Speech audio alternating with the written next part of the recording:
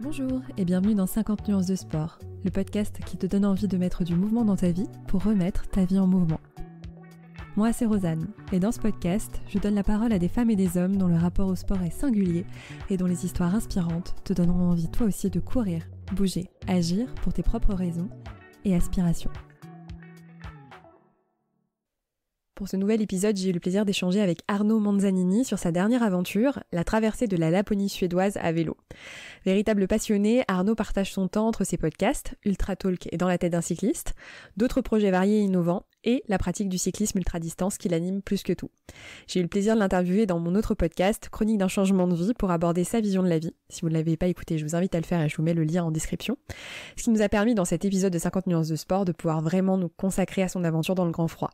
800 km sur des routes glacées, environ 140 km par jour, avec des températures ressenties allant jusqu'à moins 45 degrés. Pour quelqu'un qui redoutait vraiment le froid, cette expérience a été particulièrement marquante, que ce soit pour lui comme pour son équipe.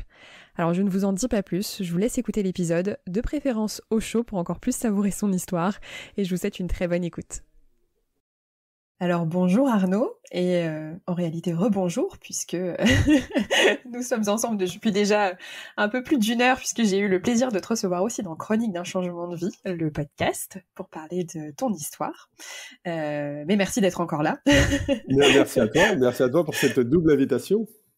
C'est ça, dans 50 nuances de sport, puisque donc on va parler dans cet épisode d'un voyage que tu as réalisé, de ta dernière aventure, puisque plus que les voyages, j'ai envie de dire, c'est des aventures que tu réalises, donc le North Calling, un voyage à vélo d'1 semaine de la Suède à la Norvège. Donc on va vraiment pouvoir échanger sur cette aventure-là. Mais voilà, quand on a préparé l'épisode, c'est vrai que on a envie avec Arnaud de savoir un peu plus ce qui l'amène aujourd'hui à vivre des aventures comme ça. Pour les personnes qui ne le connaîtraient pas, mais Arnaud, voilà, 2 podcasts, Ultra Talk et également Dans la tête d'un cycliste. Donc certains, je pense, des auditeurs te connaissent par ce biais-là. Mais voilà, tu as des podcasts, tu as des aventures, voilà, t'es un passionné de cyclisme et donc voilà, ça aurait été trop frustrant pour moi de juste pas échanger avec toi sur cette aventure. Donc voilà, l'épisode est disponible sur Chronique d'un changement de vie. Je mettrai le lien dans la description, et ce qui va nous permettre là, pendant le temps qu'on va s'accorder, de vraiment parler un peu plus en détail de l'aventure que tu as réalisée. Alors, je t'ai un tout petit peu présenté, donc voilà, les podcasts, mais est-ce que tu peux compléter, puisque tu es un homme aux multiples facettes, aux multiples projets et activités. Ouais, donc effectivement, il y a les 2 podcasts, Ultra Talk Dans la tête d'un cycliste, donc la partie podcast dans lequel je me suis lancé il y a un peu plus de 2 ans, bientôt 2 ans et demi. Et puis, il y a aussi, je suis l'organisateur, le directeur de course d'une épreuve qui s'appelle Race Across France, qui consiste à traverser la France à vélo, du sud au nord, sans étape, en moins de 10 jours. Donc ça fait 2500 km en traversant le Ventoux, le massif alpin, mais aussi des magnifiques paysages français qui sont les châteaux de la Loire, le Mont-Saint-Michel, les plages de Normandie, et qui est une épreuve ultra-distance que j'ai donc importée des États-Unis. Et puis je suis également cofondateur d'un café vélo, d'un nouveau concept autour du vélo à Lyon qui s'appelle Grimpeur. Voilà. Ok, merci. C'est plus simple dans ce sens-là, puisque c'est vrai qu'on en a pas mal parlé dans Chronique d'un changement de vie, mais voilà, tu fonctionnes aujourd'hui au projet, aux passions et à l'enthousiasme. On en a beaucoup parlé, donc effectivement, je pense que la description sera différente dans 1 an, 2 ans, 5 ans. Il y aura de nouveaux projets. Alors, du coup, on va rentrer un peu plus en détail dans le projet, l'aventure que tu as réalisé récemment. L'idée, il me semble, initiale de ce projet n'était pas celle du projet réalisé. Est-ce que tu peux nous en parler? Parce que tu as beaucoup d'aventures, tu réalises vraiment des choses assez chouettes, et du coup, quelle était l'idée du projet que tu devais réaliser récemment, initialement? Alors effectivement, ouais, ce projet de traverser la Suède de la frontière finlandaise à la frontière norvégienne n'était pas le projet initial. C'est un projet qui s'est décidé 3 semaines seulement avant de partir. Et le projet initial, en fait, il est né il y a, je dirais, 3 ans. le projet du début, qui était de faire le tour du monde à vélo, mais en mode je vais battre le record qui est actuellement détenu alors avec assistance, donc avec continuellement une assistance autour de toi en 79 jours et sans assistance en 123 jours. Et donc moi j'ai beaucoup observé la stratégie des participants qui ont fait ces records et je suis convaincu qu'il y a moyen d'améliorer. Voilà. Et donc, j'ai commencé à travailler sur ça, puis je voulais surtout apporter à ce projet aussi beaucoup de data, c'est-à-dire d'innovation, de technologie, et pour ça, j'ai eu notamment de nombreux contacts avec IBM à Chicago, sur justement tout ce qui est capter les datas du sportif, donc toutes ces données, c'est-à-dire les battements de son cœur, la vitesse à laquelle il roule, la position dans laquelle il est, qui a un impact sur la pénétration dans l'air, la puissance qu'il développe, la météo, l'essence du vent, le pourcentage de la pente, tout ça peut être remonté dans un cloud et l'intelligence artificielle peut donner une prédictibilité d'effort. Je donne un exemple par contre, c'est de dire aux sportifs, écoute, tu ferais mieux de t'arrêter de dormir maintenant 2 heures, puisque dans 3 heures, le vent va se lever et le vent sera très fort et donc va te pousser, plutôt que de continuer à rouler dans un vent qui est inexistant et te fatiguer. Donc, ou de prendre plutôt tel chemin que tel chemin parce que la pente est plus favorable par rapport à ta puissance et ton état de forme, bref. Donc, je trouvais ça très excitant de monter un projet comme ça. Donc, j'avais été aussi en relation avec une société française qui fait de l'open source pour m'accompagner sur ça. J'avais trouvé un partenaire financier, pas sur la totalité du projet, mais en tout cas qui permettait d'amorcer et de se dire « Ok, le projet est lancé, on va pouvoir avancer sur ça ». Donc pour ça, j'avais mis en route dès l'année passée, en 2020, un processus de préparation physique et mentale. Donc j'avais été faire un stage d'1 semaine en Espagne. Je devais faire 3 grosses courses d'ultra-distance, notamment une qui traverse l'Europe en 2020. Et puis, il y a presque 1 an, jour pour jour, au moment où on enregistre, le confinement est arrivé. Et donc, toutes les courses ont été annulées. Et on s'est retrouvé sans vision, très clairement, sans se dire est-ce que ça sera possible ou pas. En tout cas, ce qui est certain, c'est que je me suis rendu compte très très tôt. Autant, même encore 1 an après, on est un peu tous, je pense, dans le déni de cette maladie en disant ça ira mieux dans 15 jours, ça ira mieux dans 1 mois. Puis on n'en sait rien en fait. En tout cas, je me suis dit dès le printemps l'année passée, bon, là, Arnaud, très clairement, ton tour du monde en 2021, je pense que ça va être compliqué. Et donc, j'ai un petit peu cherché des projets de remplacement. Donc, comme les épreuves d'ultra-distance étaient annulées et que j'avais une forme physique incroyable puisque je m'étais entraîné comme un pro, avec beaucoup de kilomètres, des grosses séances de crossfit, donc j'avais une forme physique éclatante. Eh bien, je suis parti faire le Tour de France randonneur avec un ami qui consistait à faire le Tour de France par les frontières et le littoral. Donc, c'est 5000 km qu'on a fait sans un seul jour de repos, donc vraiment 21 jours consécutifs sur le vélo, à boucler ces 5000 km à travers des paysages français qui sont juste incroyables. Et puis, pendant ce Tour de France randonneur, j'ai eu un symptôme, une relation avec le froid qui m'a marqué, puisque j'ai eu peur du froid. Mais cette réflexion-là, je l'ai eue après, pas forcément pendant. C'est-à-dire que c'est une intuition, c'est une petite voix qui est revenue après en disant « Mais en fait, qu'est-ce qui s'est passé il y a 2 mois là ? Pourquoi tu as réagi comme ça ?» Et j'ai creusé et ça m'a amené en Laponie. Donc, en fait, j'ai eu peur du froid. J'ai eu peur dans une ascension dans les cols alpesques, qui est le col de la Bonnette, qui était le sommet le plus haut de notre traversée, qu'on a entamé à 3 ou 4 heures du matin. Et donc, à un moment donné, dans l'ascension, alors que le ciel était bleu, le lever de soleil était magnifique, et moi, j'étais tétanisé, j'étais limite crise d'angoisse par le fait de me dire, je me suis convaincu que je n'arriverais pas au sommet parce que j'allais avoir trop froid. Et je pense qu'avoir trop froid voulait dire pour moi la mort. Tu vois, le froid égale la mort. Ou en tout cas, si tu as froid, tu ne pourras jamais te réchauffer, en fait. C'est terminé.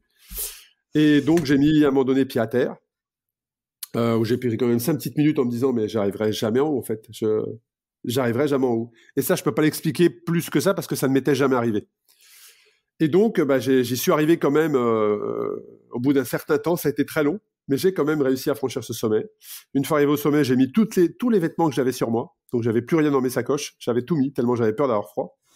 Et puis, je suis descendu et là, le soleil m'a réchauffé en bas. Et puis, j'ai fini ce parcours et c'est quelques mois après où ça, c'est-à-dire, c'est revenu. Et donc, je me suis dit, puisque tu as peur du froid, tu vas aller t'y confronter. Et c'est en rencontrant une sportive qui est Vanessa Morales sur l'épisode 99 du podcast Ultra Talk que j'anime, qui, elle, avait été courir en Laponie finlandaise, où je me suis dit, en fait, c'est là où je vais aller, en fait. Je vais aller là, dans le grand froid. Parce qu'en plus, les décors sont magnifiques. Et il fait des moins 20, moins 25. Et donc, c'est comme ça que le projet North Calling s'est monté, en disant, voilà, on va partir de la Finlande et on va remonter jusqu'aux routes les plus hautes du monde, d'autant plus qu'on ne pouvait pas faire le tour du monde. Je me suis dit, comme on ne peut pas faire le tour du monde, on va aller rouler en direction du toit du monde, et en plus, en hiver. Et donc, au départ, le projet était de passer par la Finlande, par Rovaniemi, le village du Père Noël notamment, de traverser le cercle polaire et d'aller jusqu'au Cap Nord, qui est la route la plus haute d'Europe en tout cas. Mais aujourd'hui, on ne peut pas trop sortir de nos frontières, donc c'était juste exceptionnel. Et les frontières se sont formées en octobre. Et là, en octobre, on s'est dit, bon, allez, on verra dans 15 jours. On verra dans 15 jours. Et puis, on est arrivé à Noël, où la Finlande était fermée, la Norvège était fermée. Donc, entre Noël et le jour de l'an, il fallait qu'on trouve un plan B. Hein. Est-ce qu'on le faisait ou est-ce qu'on ne le faisait pas ? Moi, j'avais envie de faire quelque chose maintenant. Je n'avais pas envie de reporter à 1 an, parce que dans 1 an, je ne savais pas dans quel autre projet ça allait être embarqué. Tu vois ce que je veux dire ? Et donc, au départ, on s'est dit, on va aller en Islande. Parce qu'en Islande, on a des aurores boréales, on a des températures négatives. Mais là, ça ne m'excitait pas plus que ça, parce que pour que je puisse faire le tour de l'île dans le temps que je voulais consacrer à ce projet, il aurait fallu prendre énormément la voiture. Et donc, impact environnemental, intérêt nul. Donc, j'ai pris la carte et j'ai rappelé le photographe, le vidéaste et le guide professionnel. Et je leur ai dit, on part le 25 au matin et on partira en Suède et on va traverser la Suède. Et donc, le projet North Calling s'est fait comme ça. Ensuite, on a creusé au niveau du parcours jusqu'à ce que je trouve, à ce qui ait beaucoup de sens de dire, vous savez quoi les gars, aujourd'hui, on est dans un monde où on ne peut pas voyager, où les frontières se ferment. Nous, on va partir d'une frontière fermée avec la Finlande à une frontière fermée avec la Norvège. Et c'est comme ça qu'on a traversé le pays d'une frontière fermée à une autre frontière fermée, sur un parcours de 800 km où on traversait le cercle polaire, où il y avait un engagement au niveau du froid, puisqu'on parlera des températures tout à l'heure, mais on est allé jusqu'à moins 45 en ressenti. Et puis, les paysages étaient au rendez-vous. Donc, c'est comme ça que le projet s'est construit. Alors, je ne dis pas que le projet Tour du Monde est mort. Hein. Je dis juste que ce projet, pas un projet de substitution, mais peut-être qu'un jour, le projet Tour du Monde pourra se finaliser si les partenaires sont là et s'il y a du sens surtout à le faire. Oui, la question du sens qui est toujours importante. Tu parlais de l'impact environnemental et tu disais aussi dans la fin de l'épisode de Chronique d'un changement de vie qu'il y avait cette idée, ou je sais plus si c'était à la fin ou au début, mais que c'est pas extraordinaire et que tout le monde peut le faire. Il y a cette question de l'accessibilité aussi qui est importante pour toi. Oui, c'est important puisque, alors ça l'était pas au départ, hein, j'étais vraiment en mode compétition, assistance, parce que je viens de ce monde d'ultra-distance avec assistance. Et ce qu'il faut savoir, c'est que le monde, en tout cas en France, mais je pense que c'est un peu partout pareil, le cyclisme ultra-distance avec assistance, où là tu as une équipe qui te suit avec un véhicule, qui t'alimente, qui t'hydrate, qui te donne la stratégie, et le cyclisme sans assistance ne se parle pas. C'est-à-dire, les grands champions du sans assistance ne connaissent même pas les noms des grands champions avec assistance. Donc, c'est assez paradoxal, mais ces deux mondes-là ne se connaissent pas. Donc, moi, je viens d'un monde. Donc, au départ, on m'a dit, mais qu'est-ce que ce gars-là vient faire vient faire du vélo avec nous? En fait, lui, il vient du monde avec assistance. Donc, il a fallu que je fasse, que j'arrive pas en terrain conquis, quoi, très clairement. Et donc, c'est surtout en lisant un article de Kilian Jornet qui expliquait on lui demandait en fait de commenter l'exploit d'un alpiniste qui avait réalisé à aller au sommet de plusieurs montagnes en un temps record. Et en fait, il expliquait que, alors, physiquement, c'est un exploit parce que physiquement, c'était difficile. Donc, ce qu'il a fait, c'est juste extraordinaire. Mais inspirationnellement parlant, on va dire ça comme ça n'avait aucun sens, puisqu'il avait des millions d'euros pour boucler son équipe, avoir les hélicoptères, le matériel pour transporter des bouteilles, et que le commun des mortels qui était passionné de montagne et d'alpinisme ne pourrait pas le faire. il ne pouvait pas le faire parce que ce n'était pas possible d'avoir 15 millions d'euros de budget pour faire ce genre d'aventure-là. Et que lui ne trouvait qu'au final, ça n'avait pas de sens.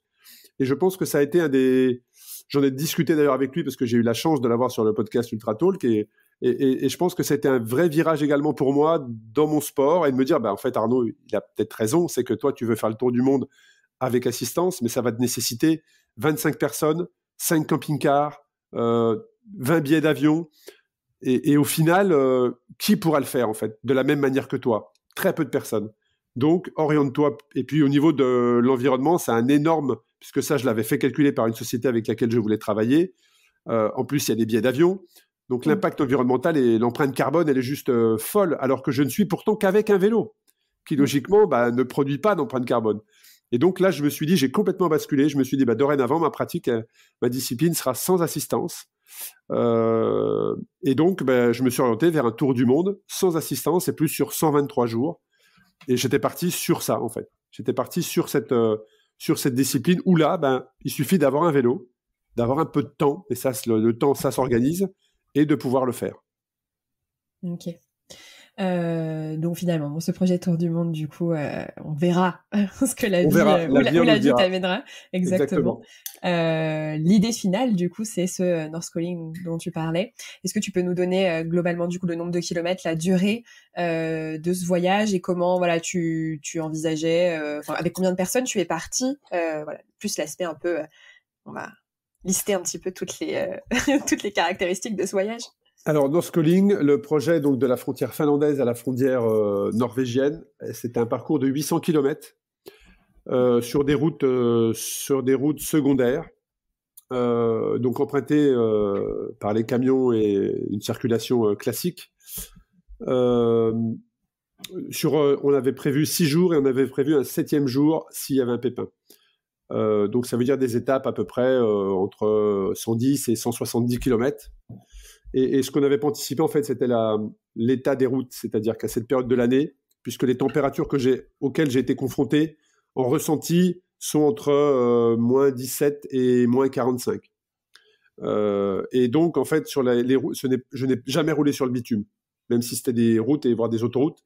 Mais par contre, c'était de la glace, puisque la route est recouverte d'à peu près 5 cm de glace et de la neige. Donc, ça veut dire une vitesse moyenne divisé par 2 par rapport aux moyennes que je peux faire en France. Donc ça, c'est une vraie découverte pour nous, de tracter un vélo avec des pneus cloutés pour ne pas glisser. Ça demande un effort considérable et donc j'avais une vitesse moyenne très faible et c'était difficile de faire mieux dans le temps qui nous était imparti, puisque ce qu'il faut savoir, c'est que là-bas aussi, il y a pas un couvre-feu, mais la partie restauration, hôtellerie ferme à 20h30, c'est-à-dire que tout doit être fermé à 20h30. Et surtout, il fait nuit à 14h30, 15h.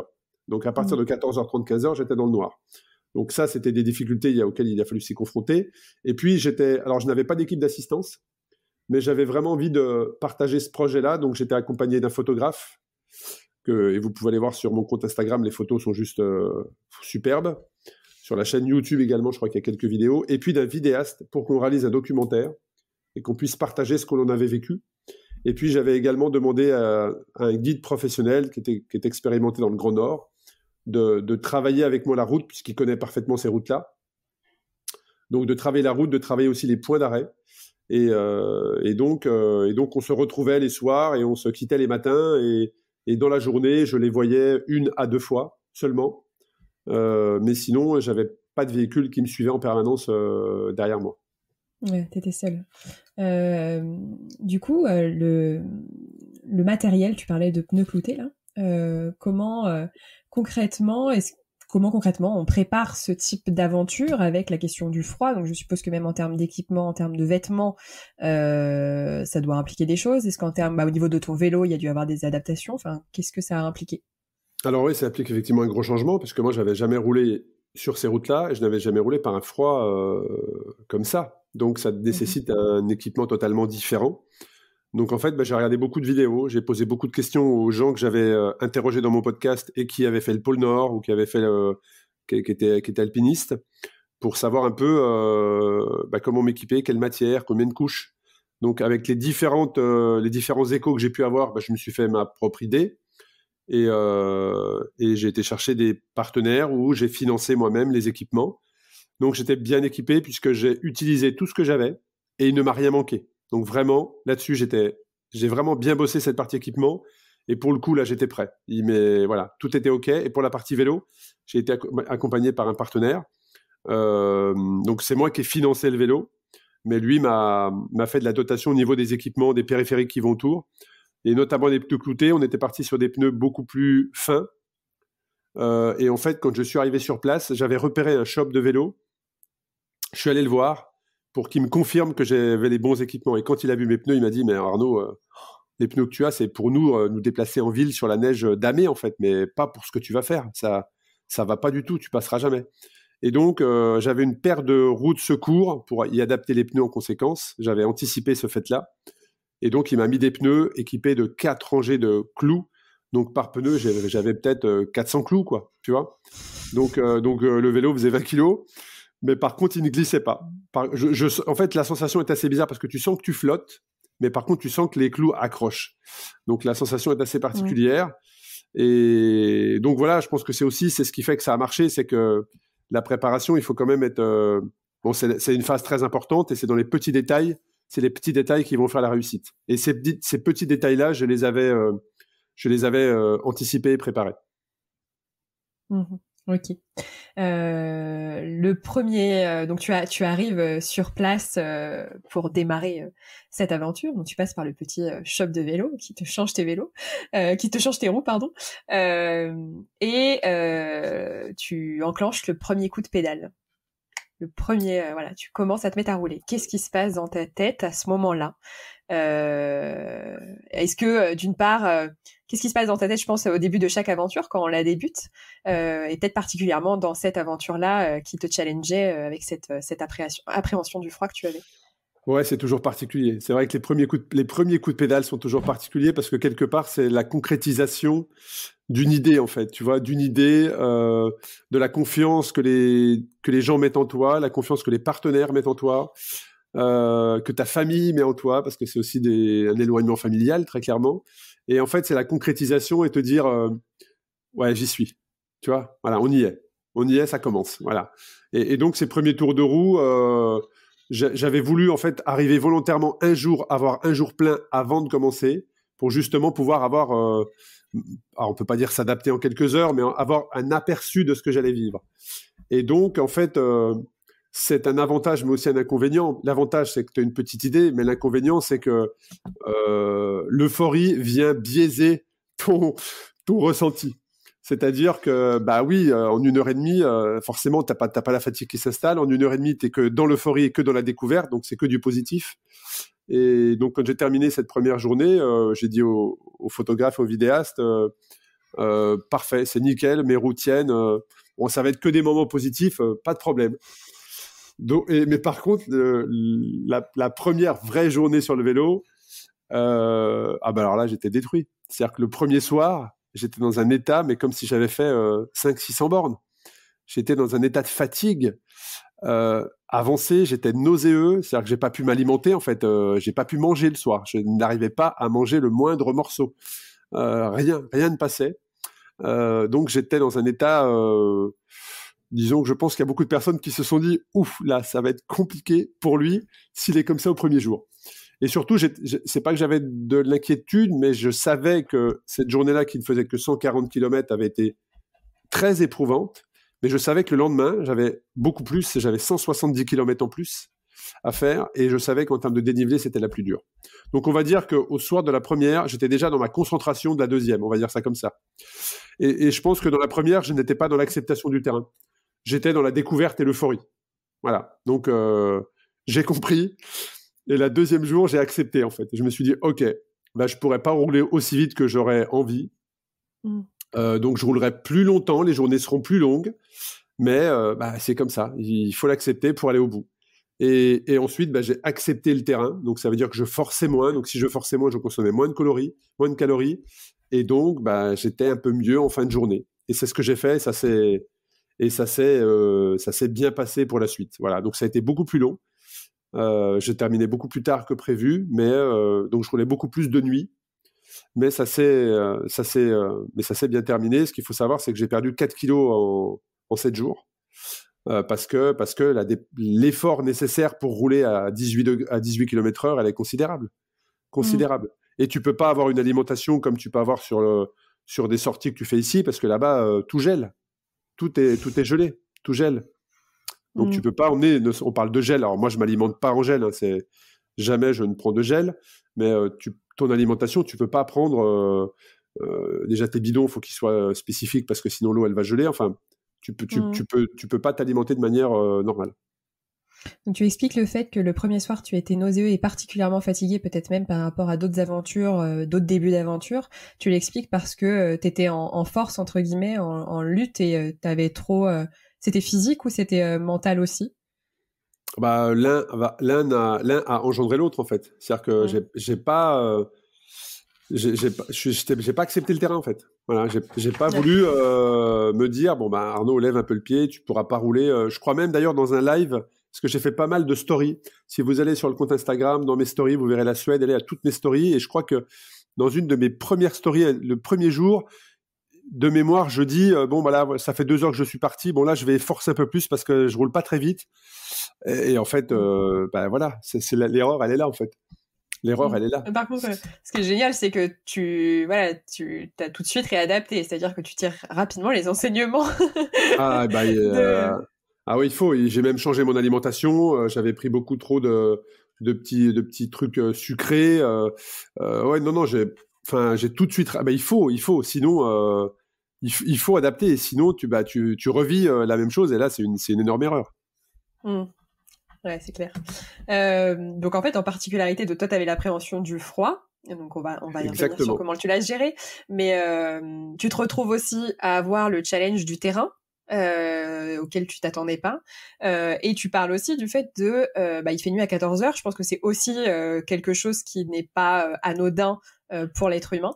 De ces trois, je sais pas si on peut dire obstacles, mais challenge, lequel a été le plus challengeant? Alors la relation avec le froid, c'est alors il y a le terrain, il y a la découverte, il y a de rouler sur la neige, ça demande une dépense énergétique, mais là on rentrait dans un niveau de froid où en fait tu n'as pas droit à l'erreur. Tu es quand même en danger de mort sur certaines températures. Hein. On a eu des journées où il faisait moins 10, moins 12 sous abri. Ça a été le plus chaud, on va dire ça comme ça. Mais on a eu une journée où j'étais quand même à moins 33 au compteur, quoi. Et en ressenti, j'étais sur du moins 45. Donc en fait, là, si t'es mieux, t'as pas le droit de faire une erreur. Parce qu'en 10 minutes, c'est terminé. En 10 minutes, t'es en danger, en fait, très clairement. Donc il faut rester très concentré. J'étais bien habillé. J'ai eu des sensations de froid. Mais en fait, j'ai pris conscience qu'en bougeant ton corps, en étant en mouvement, tu réchauffais. Tu te réchauffais. Voilà. Donc, j'ai rapidement compris qu'en fonction de la température annoncée, je savais comment m'habiller pour passer la journée. Je te dis pas avoir chaud, hein, mais pour passer la journée. Et ça change tout. C'est-à-dire qu'aujourd'hui, tu me dis, Arnaud, demain, on va rouler par moins 20, ou on va dans un endroit où il fait tant de température. J'aurai une idée de comment m'équiper. Ce qui est totalement différent avec ce que j'avais vécu sur la Race Across America, où j'avais traversé le désert et il a fait 50 degrés, où là, tu ne peux pas jouer sur tes couches. Tu vois ce que je veux dire ? Tu peux pas jouer avec une couche ou une autre, alors que le froid, tu peux jouer sur les couches. Voilà. Donc ça, c'était intéressant, mais après, c'est vrai que cette journée à moins 45 ressentis restera gravée très longtemps. Restera gravé très longtemps parce que là, j'ai vraiment la sensation d'avoir vécu quelque chose un peu hors du temps. Et quelque part, c'est ce que j'ai été chercher. Il n'y aurait pas eu cette journée, j'aurais été frustré. Ou en tout cas, j'aurais pas su que ces symptômes-là existaient, tu vois. Alors que maintenant, je les connais et je sais qu'est-ce que tu ressens, comment tu te comportes, qu'est-ce que ça fait. Et c'est des superbes souvenirs. Et ben du coup, moi tu peux pas me laisser juste avec ce teasing. Je veux savoir ce qu'on ressent, ce qui se passe dans la tête et tout là. En fait, qu'est-ce que tu parles de symptômes. En fait, c'est psychologique aussi, c'est-à-dire qu'il y a un instinct de survie qui se met en place. Moi, ma barrière psychologique, elle a été à moins 28. autant à moins 20. Alors, on est parti le matin déjà dans cette journée, il faisait moins 21, sous abri. C'est-à-dire que je suis sorti de ma chambre, je savais que dehors il faisait moins 21. Donc tu t'habilles différemment, tu pars, et puis rapidement, au bout de une demi-heure, je me suis dit, bon, c'est confort, en fait, ça va, tu vois, ça va. Bon, le seul petit truc, c'est que à 3 reprises dans la journée, ça a gelé à l'intérieur de mon masque. Tu sais, j'avais un masque de ski. Voilà, ça gelait à l'intérieur de mon masque. Donc ça fait un peu bizarre de voir les cristaux qui au fur et à mesure des minutes, envahissent ton masque à l'intérieur et tu vois plus rien, en fait. Donc, il a fallu s'arrêter, gratter, nettoyer et le remettre de manière très précise parce que si tu as le moindre petit passage d'air, avec la chaleur que ta peau dégage sous le masque, ça gèle. Donc, ça fait déjà ça fait bizarre, tu vois. Quand tu vois l'intérieur de ton masque qui gèle, tu te dis, bon, voilà.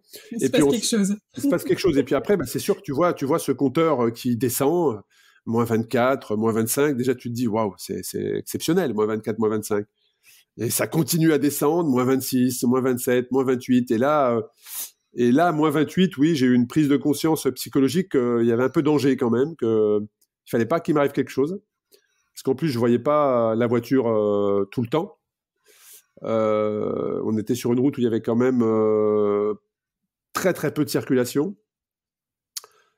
Et donc, tu rentres dans un état de concentration, en fait. Voilà, tu rentres comme dans un tunnel où ton champ de vision se rétrécit énormément. Tu vois pas trop ce qui se passe autour de toi. Enfin, moi, en tout cas, c'est les sensations c'est les souvenirs que j'ai. C'est que tu te mets vraiment dans un champ de vision juste ce qu'il y a devant toi, devant ton vélo, on va dire, et c'est tout. Et tu essaies de te dire, ok, là, mon vélo, la mécanique, ça va. Si je crève, comment ça se passe ? Je suis mal parce que je pourrais pas enlever mes gants. Et si je peux pas enlever mes gants, je pourrais pas changer. Parce que si tu enlèves tes gants, tu touches ta roue, elle est en métal. En 2 minutes, tes doigts sont gelés. En 2 minutes. Donc, c'est pas possible. Donc, bon, écoute, pour le moment, ça n'arrive pas. Donc, tu restes concentré, tout va bien. Tu pédales. Est-ce que tu as froid aux mains ? Un petit peu. Bon, alors, mets-les dans cette position, ça ira mieux. Ok, ça passe. Ça va ? Tes pieds, comment ça va ? J'ai froid au talon parce qu'en fait, j'avais des chaussettes et coupe-chaussures chauffantes, mais sur le coup de pied, en fait. Et donc, l'air passait par la cale, le froid passait par la cale et rentrait et j'avais les 2 boules de talon où j'avais froid, la sensation de froid, elle était là, en fait, au talon. Bon, pour le moment, c'est supportable. Donc, écoute, et une cadence de pédalage un peu plus élevée pour réchauffer. Voilà, combien il te reste de temps ? Il te reste encore pas mal de bornes, donc tu as encore quand même 3-4 heures à pédaler. Ok. Et donc, tu te mets vraiment dans un état de concentration qui, m'a marqué et où je fais quand même beaucoup de similitudes avec les 50 degrés dans le désert où tu es un peu dans le même état d'alerte. C'est-à-dire que tu as les signaux de ton corps qui clignotent un peu, qui te disent « Ah, là, attention, t'es dans des limites, en fait. » Voilà, t'es dans tes limites. Alors, avec le recul, c'est hyper... c'est génial de vivre ça. Franchement, je suis super content d'avoir vécu cette journée-là. Mais quand tu es dans l'instant, tu penses pas à l'après ni à l'avant. Tu te dis, là, voilà. Et puis après, c'est descendu, quoi. Tu vois, moins 30, moins 31, moins 32, moins 33. Et quand tu arrives le soir, tu es super content d'avoir vécu ça. C'est un moment magnifique, vraiment. Ouais. Ce qui est intéressant de ce que tu dis, c'est qu'effectivement, dans des moments comme ça qu'on peut vivre, qui peuvent être, qu'on peut ressentir comme étant très difficiles, le mental peut justement se raccrocher à l'après. C'est-à-dire se dire, bon, de toute façon, ce soir, je vais manger chaud, etc., etc. Mais là, ce que tu dis, c'est qu'en fait, t'es dans le cadre de quelque chose qui relève vraiment de l'ordre de la survie et qu'en fait, toute ton énergie mentale, toute ton énergie même physique, mais voilà, tout toi, est focalisé sur la seconde qui va suivre, en fait. Complètement. Ouais, complètement, parce que quand tu fais quelque chose d'extrême, d'ultra, on a tous un moment des douleurs. T'as mal au genou, t'as mal aux pieds, t'as mal au dos. Et qu'est-ce que tu te dis ? Tu te dis, bon, allez, demain, ça ira mieux, ou il te reste encore, je sais pas, la journée. Mais c'est que passager, tu vois, c'est que passager. Donc, t'essaies d'envoyer des messages positifs pour ça. Là, t'es pas du tout dans cette réflexion-là, en fait. T'es dans l'instant, et tu ne penses, pour te dire, j'ai même pas mangé du reste tu ne penses même pas à manger ou, tu penses à rien, juste les sensations à l'instant présent. Voilà, tout simplement. Et j'étais équipé, parce que ça, c'est, comme je te l'ai dit pour ce projet Tour du Monde, les datas m'intéressent énormément. Tout ce qui est travailler avec des routeurs, la stratégie, moi, c'est quelque chose qui m'excite énormément. Et j'étais équipé d'un capteur au niveau du thorax. Donc, j'avais un capteur qui prenait ma température à fleur de peau et également ma température au centre de mon corps. Alors, ce qu'il faut savoir, c'est qu'à fleur de peau, j'étais à 32,5. Donc, hypothermie. Mais à l'intérieur de mon corps, j'étais à 38,5. Putain. Et c'est là que tu te rends compte que le corps humain fait un travail extraordinaire pour réguler tout ça. Et là, imagine les calories nécessaires aussi pour réguler tout ça. Donc, le corps humain est extraordinaire. Ouais, c'est incroyable. C'est clair. J'ai déjà écouté des podcasts sur des personnes qui ont fait les aventures justement dans le grand froid. Et il me semble qu'il y a quand même quelque chose où il faut être vraiment extrêmement vigilant, qui est la transpiration. Qui est d'être dans un effort où si tu transpires, en fait, c'est là aussi que tu peux du coup te retrouver vraiment en danger parce que ça va geler, enfin ça peut vraiment te refroidir. Ça a été un sujet pour toi ou Bien sûr. D'ailleurs, c'était même une grosse peur du guide. Le guide avait énormément peur de ça. Et il m'a tout de suite dit, dès le départ de l'aventure, même au tout début où je l'ai contacté, il m'a dit, bon, ce qu'il faut que tu saches, c'est que s'il fait moins de 30, je t'arrête. À moins de 30, je t'arrête. Parce qu'après, c'est danger. Donc, autant te dire que dans la voiture, à moins 33, il n'était pas rassuré du tout. À plusieurs reprises, il m'a dit, Arnaud, là, il faut arrêter. Et plusieurs reprises, je lui ai dit, non, je me sens bien, on continue, en fait. Il était très inquiet sur mes pieds. En me disant, mais tes pieds, comment ils vont tu peux me montrer tes pieds? Je lui disais, non, écoute, ça va bien, ça va. Il me dit, non, mais tu vas pas le sentir. Si ça gèle, tu vas plus les sentir et tu les sentiras plus. Donc il était très inquiet, très, très inquiet sur ça. Et il m'a toujours dit, pour pas que t'aies froid, il faut pas que t'aies chaud. Ouais, c'est ça. Ouais. Pour pas que t'aies froid, il faut pas que t'aies chaud. Mais quand tu produis une énergie comme la mienne, d'ailleurs, on a essayé de réfléchir à ce qu'un cycliste avait déjà fait autant de kilomètres sur une température aussi négative. Alors, il y a des gens qui ont fait 30-40 bornes, des fois, tu sais, qui avancent d'étape en étape, mais de faire comme ça 140 bornes en moyenne, on n'a pas pris écho de ça, pas contact de ça. Et donc, écoute, on a avancé comme ça, et alors les pieds, il était très inquiet quand on a fait cette journée à moins 33. D'ailleurs, la première chose qu'il m'a posée comme question d'arrivant, c'était montre-moi tes pieds, je veux voir si tu as des engelures. Et en fait, c'est passé. Mais c'est vrai qu'il avait quand même de l'expérience. Donc ça m'a quand même. On avait quand même beaucoup travaillé le parcours ensemble. Donc okay. On savait un petit peu où on allait. Ok. Pendant cette journée, donc c'était une journée à 140 km? La journée où il a fait moins 45 ressentis, on était sur du 144, je crois, ou 142, ouais. Après, c'est 140, plus de 140 km. Tu arrives à ton point de chute, à ton point d'arrivée. Qu'est-ce qui se passe dans ta tête une fois que tu poses pied à terre et que tu arrives à marcher, Est-ce que tu arrives encore à marcher d'ailleurs? Est-ce que tu as encore tes orteils Alors alerte? En fait, quand je suis arrivé, alors là ils étaient quand même bien blancs. Hein. Quand je suis arrivé, j'avais les pieds qui étaient quand même, c'était limite. C'est pour ça que je pense que j'étais là aussi à la limite de ce qu'on peut faire en fait. C'est-à-dire que je vois pas comment on peut faire plus tout seul sans avoir une petite charrette derrière soi où tu as tout ton matériel en fait. C'est compliqué. Mais quand je suis arrivé, en fait, il y avait le photographe qui m'attendait, le vidéaste et le guide, et tout de suite ils m'ont dit « Waouh, mais ce que tu as fait, c'est incroyable. Nous, dans la voiture, on n'en revenait pas. Toute notre eau, elle est gelée dans la voiture. Nous, on était même congelés dans la bagnole. » En fait, j'ai vu dans leur regard une joie de se dire « Waouh, mais t'as fait un truc extraordinaire, quoi. Comment t'as fait, tu vois ?» Et alors moi, par contre, autant quand t'es focus dans l'instant présent, par contre, quand tu sais que t'as fini, alors là, tu t'écroules, en fait. Ah ouais. Tu vois, cet instinct de survie, en fait, il te lâche.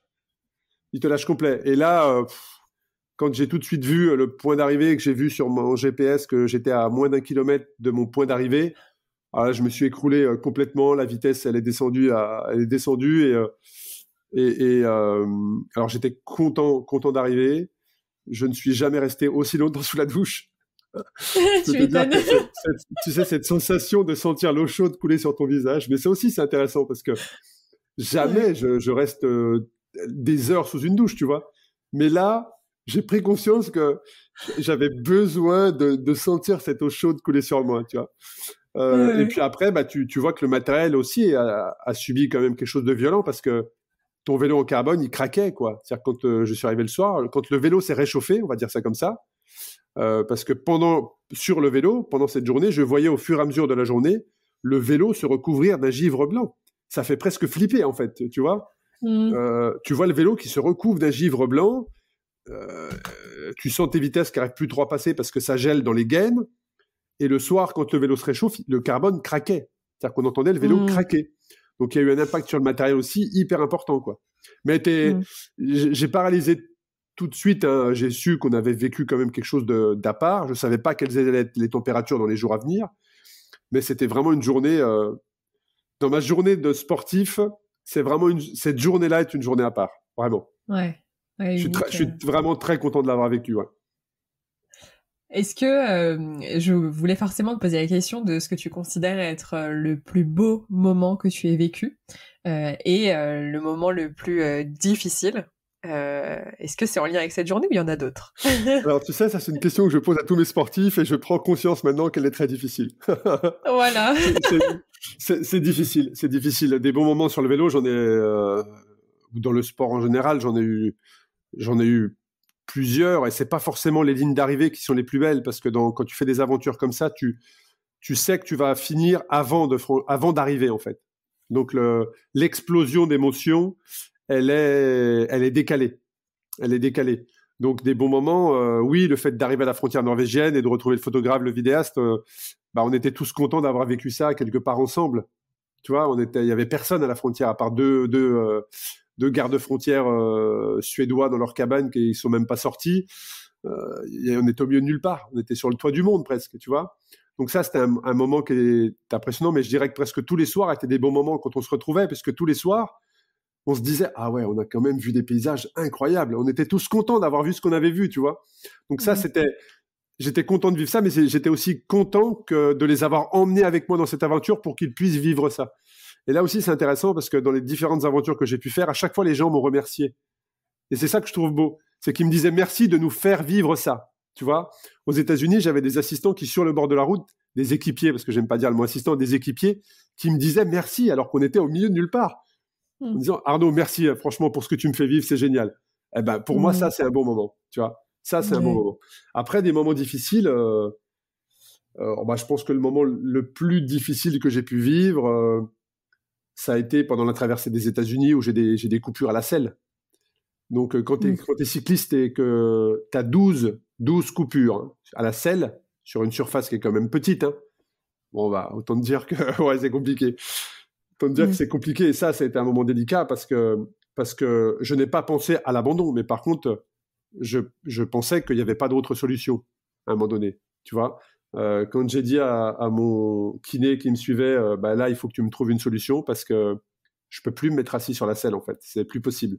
Et on était dans le Colorado, donc il me restait 3000 bornes et j'en avais fait 2000, même pas. Il devait me rester peut-être 3005 et j'en avais fait 1005 et je ne pouvais plus me mettre assis sur ma selle. Beaucoup auraient abandonné, en fait. Beaucoup auraient abandonné. Moi, dans cette Race Cross America, comme je te l'ai dit tout à l'heure, il fallait que je termine. Je n'avais pas d'autre choix que de terminer. Donc je lui ai dit, écoute, trouve-moi une solution. Trouve une solution, il faut que je termine cette épreuve, il faut que je puisse me mettre assis. Eh bien, il a trouvé une solution, donc ça n'a pas soigné les blessures, bien évidemment, mais ça m'a permis de les supporter et ça m'a permis de terminer. Mais je me souviens précisément de cet instant-là, et je me souviens précisément où il m'a soigné, où il m'a désinfecté les plaies, où c'était hyper douloureux. Mais ça, c'était un moment, difficile, ouais. Difficile. Ouais. Et comment t'expliques, enfin, tu dis, je ne pouvais pas, il te restait quand même 3000 km, donc t'avais à peine fait la moitié. Et qu'est-ce qui se passe? Où tu vas chercher Je saurais pas te dire, là. Franchement, on parle d'instinct de survie, tu sais, on a parlé d'instinct de survie. Moi, j'avais cet instinct-là, en fait. J'avais cet instinct de finir, en fait. Il fallait... J'ai du mal à l'expliquer, en fait. Je sais pas où j'ai été chercher. Certainement un mélange de frustration, d'injustice, c'était important pour moi. C'est tout ce que je savais. Oui, c'était important pour moi de terminer. Ouais, c'est ça. C'est quand tu en parles, on en parle un petit peu dans l'épisode sur Chronique d'un changement de vie, mais c'est comme si tu savais, c'était comme si t'étais à la fin de l'épreuve, tu savais que c'était important pour ta vie, en fait, enfin, qu'il y avait vraiment un impact pour ta vie et qu'il fallait que tu la termines. Il fallait que je la termine. Ouais. Ça m'a, avec le recul, ça m'a apporté tellement de choses que j'ai aucun aucun regret, mais j'ai encore du mal, tu vois, 6 ans après, à t'expliquer. Je suis sans mots face à ça. Tu savais que t'allais... Je savais. Par contre, je savais que c'était important. Je savais qu'il fallait que je termine. Et derrière, quelque part, j'allais dire, ça m'a donné raison. Mais oui, ma vie n'aurait pas été pareille si je n'avais pas été finisher de cette épreuve. C'est certain. C'est certain. Ouais. Ok. Si on revient sur, du coup, cette aventure dans le grand froid, du coup, donc, tu as partagé voilà, ce que tu avais vécu sur le vélo. Et en termes d'aventure peut-être plus humaine, parce qu'en temps de Covid, en temps de Covid, donc tu étais avec voilà tes camarades et il me semble aussi que tu es allé à la rencontre des habitants. Est-ce que tu peux nous parler un petit peu de ça ? Ouais, c'est important que tu précises ça. Je vais en profiter pour préciser qu'effectivement, la Suède était un pays qui était ouvert. Hein. Tu n'avais pas de quarantaine ou de quatorzaine en arrivant. Tu n'avais pas de test PCR. Donc, je vais remettre aussi les pendules à l'heure par rapport à certains, mais on s'est fait tester en allant là-bas. C'est-à-dire qu'on n'est pas arrivé en disant, voilà, nous, on est les Français, on n'a pas besoin de test. Non, ça ne s'est pas passé comme ça, en fait. C'est-à-dire qu'on a fait tous les 4 un test et on a eu un test tous les 4 négatifs. Donc, c'est ce qui nous a permis d'aller sur le territoire. Donc, on est arrivé, on n'était pas infectés. Et on a respecté les gestes barrières là-bas. On a respecté le port du masque. Eux aussi, il y a beaucoup moins de pression que chez nous, très clairement. On n'a pas senti du tout la pression. Mais voilà, et on a fait le test également en revenant pour rentrer en France. Un test qui a été d'ailleurs un énorme point dans le budget, parce que là-bas, quand tu es 4 et que le test en Suède coûte 260 €, dans le budget, voilà, mais c'était nécessaire de le faire. Et par contre, on est rentré à la frontière française, disons pour ce prix-là et pour cette communication qui est faite autour de l'entrée en France, je m'attendais à des contrôles beaucoup plus rigoureux et beaucoup plus stricts. Là, on a juste vérifié un numéro de passeport sur un papier et notre numéro de passeport et on est rentré comme ça. Donc, on a été un peu déçus à ce niveau-là, mais en tout cas, voilà. Après, là-bas, il n'y a pas de confinement. C'est juste qu'à 20h30, tous les restaurants doivent être fermés, en fait. Et les gens rentrent chez eux. Mais on t'accueille tout à fait normalement à l'hôtel. Le port du masque n'est pas obligatoire, mais recommandé. Donc, nous, on le portait parce qu'on voulait aussi se protéger pour rentrer en France. Hein. Voilà, aussi, il y avait ça. Et puis, quand on était chez l'habitant, en fait, l'habitant nous a laissé... Les habitants nous laissaient les maisons, en fait. C'est-à-dire que pour justement ce problème-là, eux nous laissaient l'étage, certes, mais par contre, n'étaient pas là quand nous, on y était. Voilà. Okay. Donc, on pouvait discuter, on a pu discuter quand on arrivait, ce genre de choses, mais par contre, ne passez pas trop de temps avec nous. Après, on a fait quelques rencontres avec des Suédois. C'est vrai que c'est une autre mentalité. Hein. En plus, on était vraiment très, très au nord de la Suède. Donc, moi, j'ai fait la comparaison avec ce que j'avais vécu une nouvelle fois aux États-Unis. C'est qu'il y a les cow-boys au centre des États-Unis qui ont une mentalité, qui ont une réputation. Et on a rencontré les mêmes personnes, mais c'était des éleveurs de rennes. Ah oui, c'est exactement la même chose, en fait. Et c'est-à-dire c'est-à-dire que ce sont des gens qui vivent dans des endroits reculés, où tu passes, des fois, tu as des petits villages, mais quand je dis des petits villages, c'est à 4-5 habitations, pas plus. Et là-bas, c'est pareil. Tu passes dans des grandes forêts et tu vois 4-5 habitations. Voilà. Et tu vois, ils se déplacent non pas avec des chevaux, mais ils se déplacent avec des motoneiges pour garder leur troupeau de rennes, parce qu'il n'y a aucun renne qui vit en liberté aujourd'hui dans le monde. Ça, je ne le savais pas. Mais quand j'ai roulé au milieu des rennes en Laponie, c'est des rennes, mais qui appartiennent à un propriétaire. Donc, il n'y a aucun renne qui vit en liberté. C'est des troupeaux qui sont laissés libres, mais qui sont surveillés en fait par un éleveur de rennes qui se déplace avec son motoneige. Et en fonction de la ceinture et de on va dire, ça porte un nom très particulier, mais je ne le retrouve pas, c'est comme une tasse à café en fait. Il y a un nombre de trous pour mettre tes doigts, donc si tu as 1 trou, 2 trous, 3 trous, ça veut dire que ton troupeau est plus important, tu vois. Donc si tu as 3 trous, ça veut dire que tu as un gros éleveur de rennes, donc tu pèses dans le game, tu vois ce que je veux dire. Voilà, et donc là, tu es respecté en fait, tu es respecté. Et donc, moi, j'ai fait beaucoup de similitudes dans leur comportement très brutal avec les cow-boys du centre des États-Unis. D'accord, ok. Excellent. Tu pèses dans le game. Génial. Ah ouais, là, attention, Ok. si tu croises un mec avec son motoneige qui a à la ceinture une petite tasse à café avec 3 trous, là, t'as affaire à quelqu'un. Ouais, Attention. fais pas le malin. Excellent. Bon, génial. Alors, du coup, on a parlé de cette aventure que tu boucles, hein, que tu réussis, si on peut dire ça comme ça. Exactement. Tout à fait. Après cette aventure, et on en parle un petit peu d'ailleurs dans Chronique d'un changement de vie sur la réalisation des rêves, mais si on prend vraiment l'exemple d'une aventure comme celle-ci, lorsque tu la termines, qu'est-ce qui se passe? Qu'est-ce qui se passe dans ta tête? Est-ce que tu es triste? Est-ce que tu es heureux? Est-ce que tu es un mix de tout ça? Est-ce que il y a d'autres émotions? Non, là, j'étais vraiment, vraiment heureux parce qu'on vit quand même dans une période pas si facile. On n'était pas certain de pouvoir partir. Je pense qu'à quelques jours près, on serait même pas parti. Donc non, très heureux, franchement, et surtout conscient, vraiment conscient de ce qu'on avait vécu, qui était vraiment une bulle d'oxygène, une parenthèse incroyable.